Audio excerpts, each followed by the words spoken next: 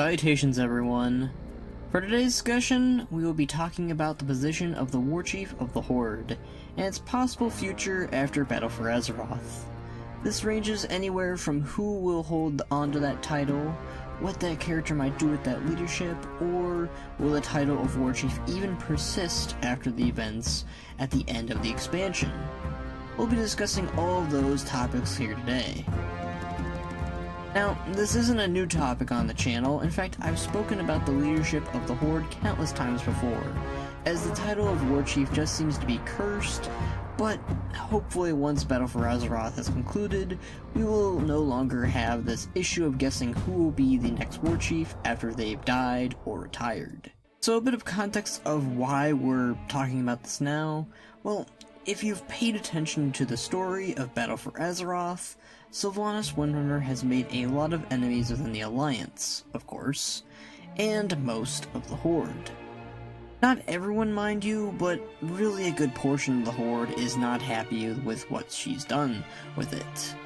Now, I'm not here to argue whether or not Sylvanas is in the right, and what her fate is after Battle for Azeroth, but I think it's clear that her time as Warchief is coming to a close, and will need that role filled in once again. This time, the role needs to be filled by somebody that makes sense, and will be stable, both in the sense of longevity for their rule, and just plain old being sane.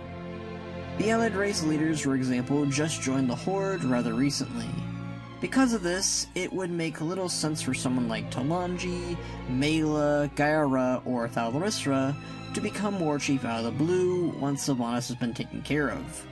So I can easily narrow them out of becoming Warchief because of this factor.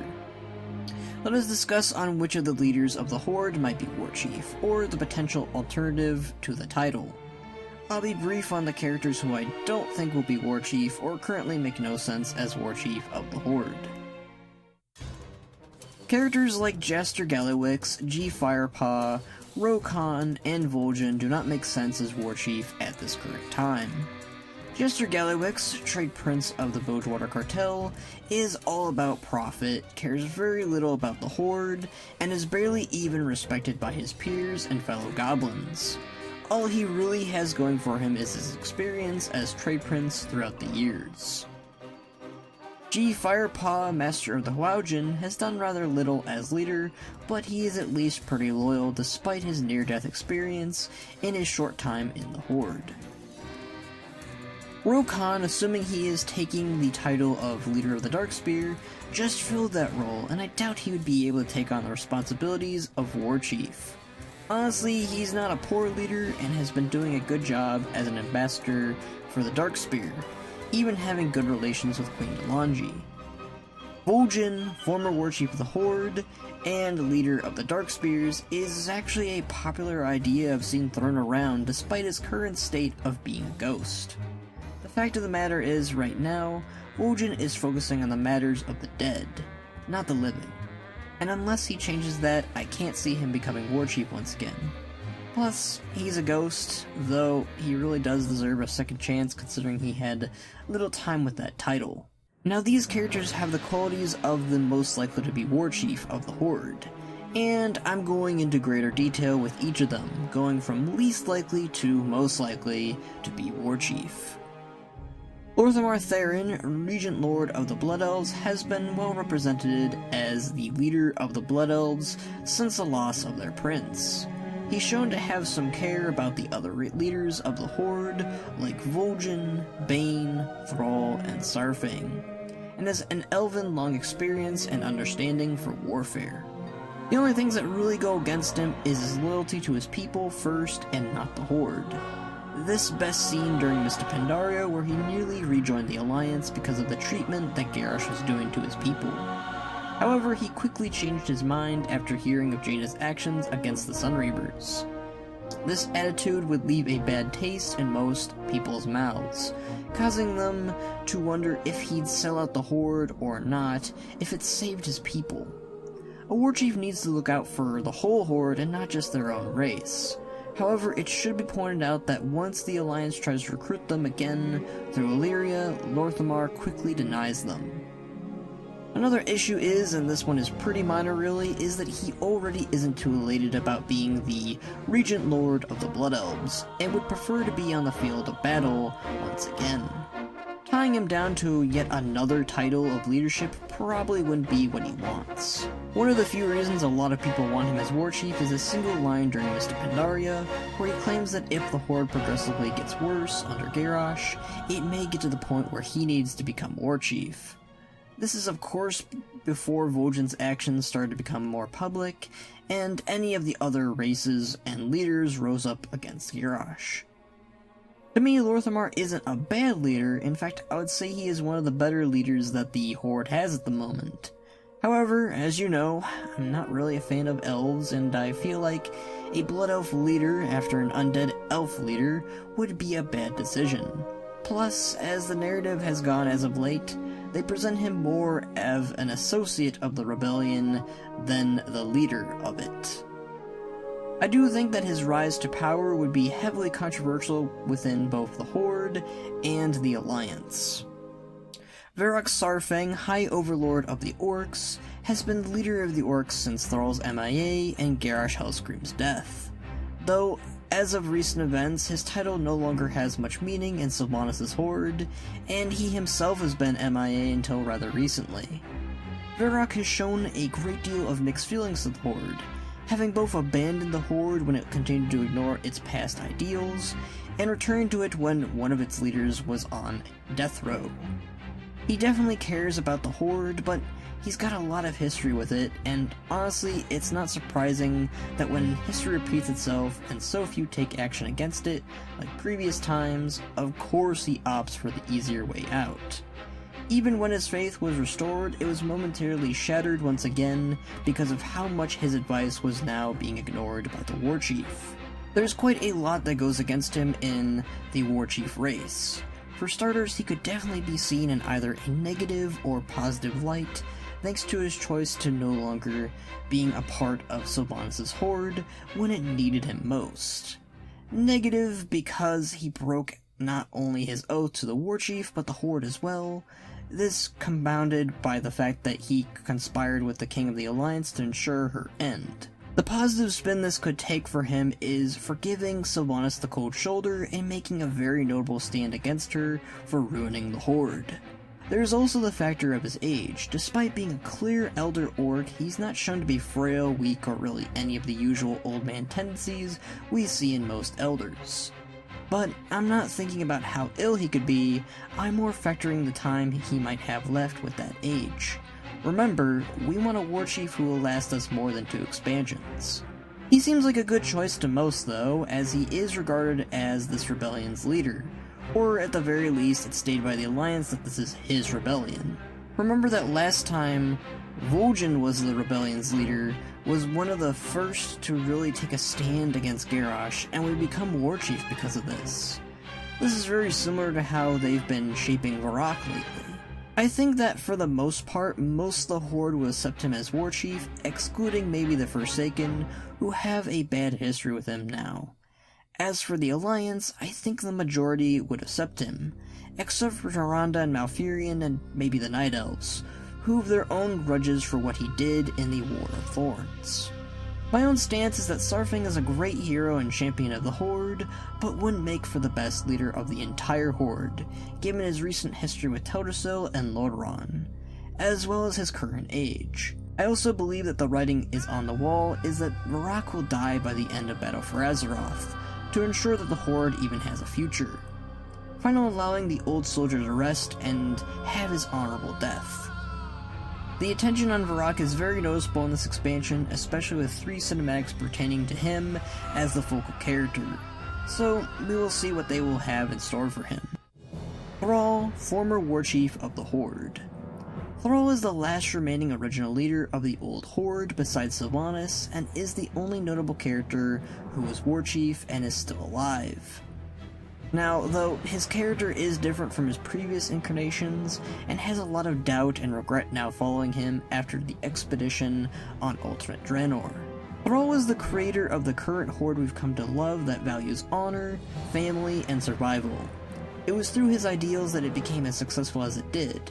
He always tried to make the other races feel equal within the Horde, rather than putting one over the other. I'd say he even had a perfect balance for times of warfare and peace. He really was the perfect Warchief in the eyes of the enemy faction, the Alliance, who had respect for him at times. He really only left his position because of the world that needed him more than the Horde did, and it was just downhill from that moment on, when he left. Any opportunity where the door was open for him to return, he since denied it. But he also still made an effort when he could to aid the Horde when necessary. Some real drawbacks to Thrall being Warchief again is really his apprehensiveness to taking on the mantle again, which he has repeatedly demonstrated. He views himself as a failure of a leader due to what happened with Garrosh and thereafter, even viewing all that he has done as his fault. He outright told SAURFANG when outside his own home that he would not lead the Horde when again approached about Sylvanas. He also has a family to look out for now, and it might be too dangerous and too much to carry that on with a wife and 2 kids. Many would say he's had his chance as Warchief and it's time for someone else, but I counteract that with the belief that he should be Warchief again and confront that very thing he's trying to avoid. It's paramount that he returns because the Horde has done so much damage and they need a leader who can help prove they can live on Azeroth without causing any more aggression. I really don't think other leaders would fight his ascension as much as they did with previous Warchiefs, as again, most of them are a part of the Horde because of Thrall. I also think the Alliance wouldn't have as much of a pushback if Thrall was Warchief again, considering he was a very level-headed leader in his heyday, and I don't think it would be too different now, just so long as he doesn't pick a poor replacement again. I could definitely see a Horde run by Thrall falling back to its roots and securing a temporary peace with the Alliance. This leadership can even be temporary too until he can put someone else at the top when they're ready. Kind of have a similar relationship that he did with Garrosh, but more emphasis on that character taking the mantle over time, and through a few expansions allow it to develop and ease in to the position better instead of being granted the power on the spot, like what happened to Garrosh. So, our end result, a mix between likely and not likely, considering his current stance of not wishing to lead, but he's got the experience and mindset to properly lead the Horde, though I imagine something could happen that could change his tune about it. Alternatively, Thrall could simply take up the mantle of leader of the Orcs should anything happen to SAURFANG. Lastly, BAINE Bloodhoof, High Chief of the THERON. The firstborn and only son of the now deceased Karen Bloodhoof has mostly been in the background until the Blood War within Battle for Azeroth. BAINE has always shown compassion and honor when it regards to the Horde, and while his compassion has led to his arrest and a second rebellion, he showed true courage in the face of adversity with Sylvanas. BAINE has a good heart and does his best to keep the Horde's main interest kept. He even worries about his fellow leaders and other races.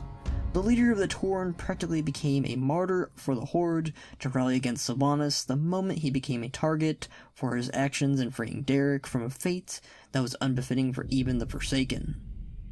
These are all really good attributes for a Warchief of the Horde. What really stacks against BAINE is his experience as a leader and his care for those outside the Horde. Now, BAINE is by no means new at leadership. He's been doing a pretty good job as High Chieftain of the THERON, despite his father's death within the Cataclysm. But I do think that his own experience getting along with the Alliance could be troubling should the Alliance be the aggressors, which is very possible after the events of Todrasyl's burning. It's possible the rest of the Horde would view BAINE as a weak Warchief, as even Sylvanas once pointed out he was a sympathizer to the Alliance, which he denied. There's also the matter of what happened in Battle for Azeroth, where he outright defied Sylvanas and was arrested, and there's already a clear divide among the Horde leaders from that.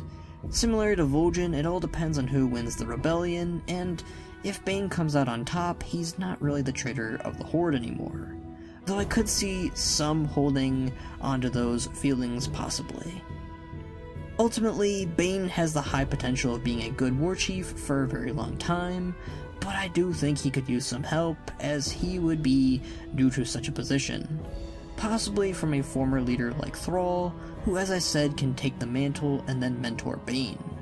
I really view BAINE as the endgame Warchief with Horde, as he would be ideal to lead with Anduin, as the two pairs would push for peace for both their factions the best. Similar to how THRALL is, I think not too many leaders of the Alliance and Horde would oppose BAINE being made the leader of the whole Horde.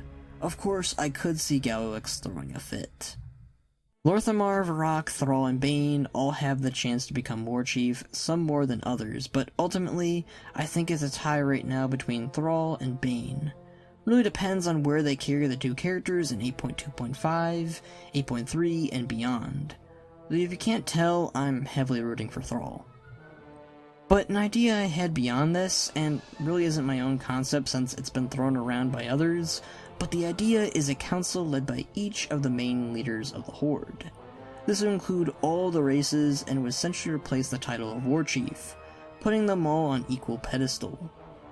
This would ensure a Horde led by Sylvanas or Garrosh would never happen because they would have to agree unanimously on things. It'd also prevent a crisis whenever a leader or Warchief even dies, and we need to put together a new one. It also allows technically all leaders within the Horde to act as Warchief all at once and be active all at once. Rather than just the Warchief doing something and be center stage, almost everyone would be. If they wanted to, they could also include the allied race leaders in this council. That way the council would always have new members, and those members would be active as well. It would be progressive and fix many issues that are in the Horde right now, but it would also potentially be too much, as that's a lot of characters being active all around. It would also take away the theme that is the Warchief, but that title really only works sometimes, and it has a bad history. I think the council idea is fun and honestly a good idea, but I don't know if they could pull it off with so many characters. What I hope for by the end of this mess is we just have some stability for a while for the Horde. I can't be the only one who's tired of changing leadership every expansion or so, and I hope whatever they do next will last us a long while. I hope you all enjoyed this discussion and speculation video. It's not exactly provided much evidence, but I hope you at the very least had fun. But what do you guys think? Do you think Sylvanas will retain her title? Do you think any of these guys will be Warchief? Or do you think a council is our best option? Let me know down below. Go ahead and give this a like, give it a share, and well, if you didn't like it, I suppose give it a dislike, I guess. Ring that blessed bell if you want to get notified about this channel. Come and join me on the Discord. We would love to have you for more discussions. Maybe follow me on Twitter to hear me more often. Join me on Twitch to see me play the video games, though I am on break for now. Or maybe support me on Patreon. A little help goes a long way, and I would greatly appreciate it. All of those are in the description down below, as well as some other things. But until next time, my friends,